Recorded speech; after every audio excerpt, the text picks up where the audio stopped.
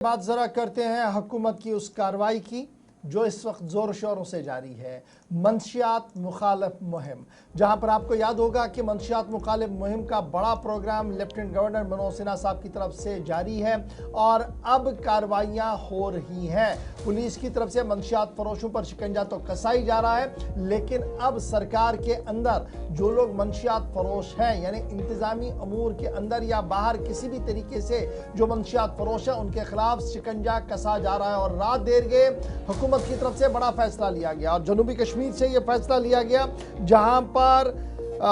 Contractor ठेकेदारों को blacklist किया गया अनंतनाग के अंदर। और इब्तिदाई रिपोर्ट्स के मुताबिक तमाम शवाहिद मिलने के बाद कि कॉन्ट्रैक्टर NDPS एक्ट के तहत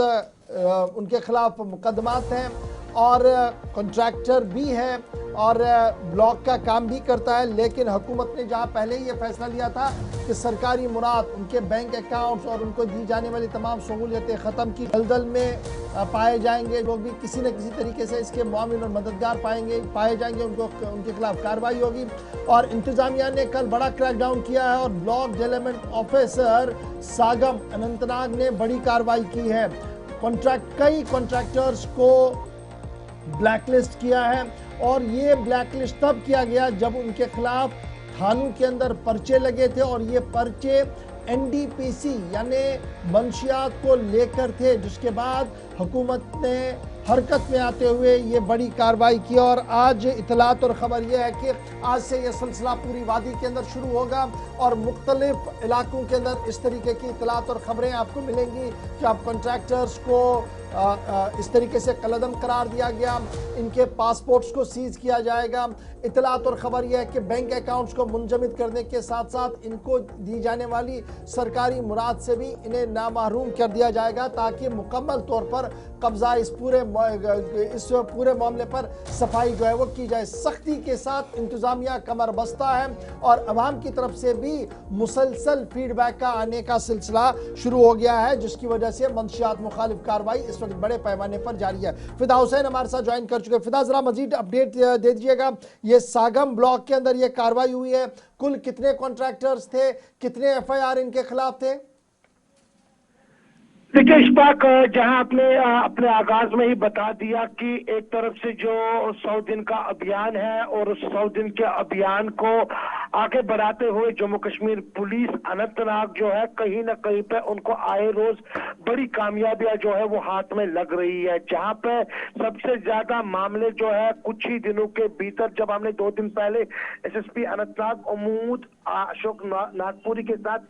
जो है बात की है, तो उन्होंने कहा कि इस कार्रवाई में और तेजी लाई जाएगी। लेकिन अब ब्लॉक डेवलपमेंट ऑफिस से एक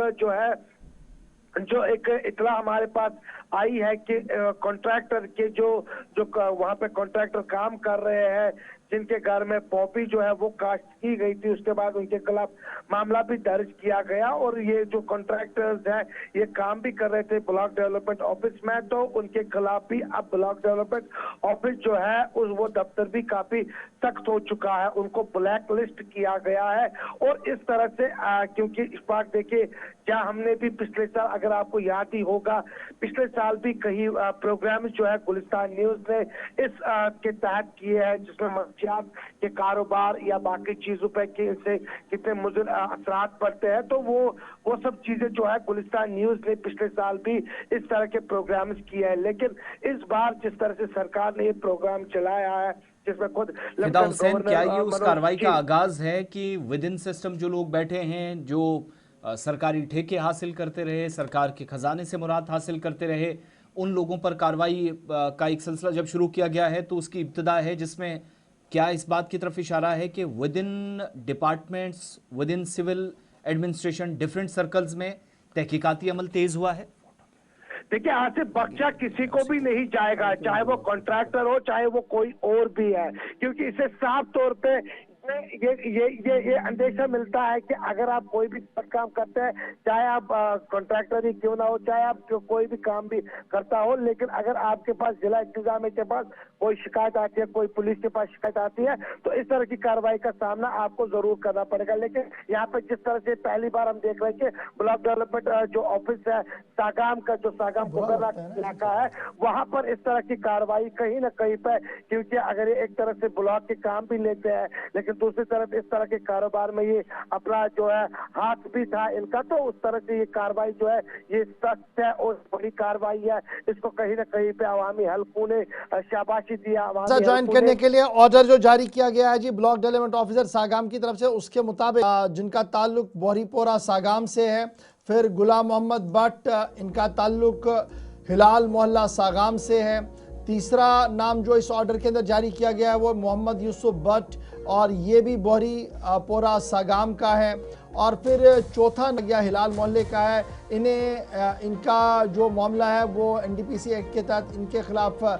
पुलिस स्टेशन कोकरनाग के अंदर ऑलरेडी FIR थी इलीगल कल्टीवेशन और इलीगल एक्टिविटीज़ को लेकर, और अब रात देर के ब्लॉक डेवलपमेंट ऑफिसर सागाम ने इन्हें cancellation, black listing of contracts और मेट्स और बेनिफिशरीज से दूर रखने का ऑर्डर जारी कर दिया है, और इसका इतलाक आज से वहाँ पर शुरू कर दिया गया। तो ये पहला ऑर्डर होगा जी गालिबन जब इस तरीके से अब कार्रवाई होगी उन लोगों पर जिनके खिलाफ मुकदमात और पर्चे हैं, और उन्हें बाज़ाब्ता तौर पर अब कार्रवाई की जाएगी।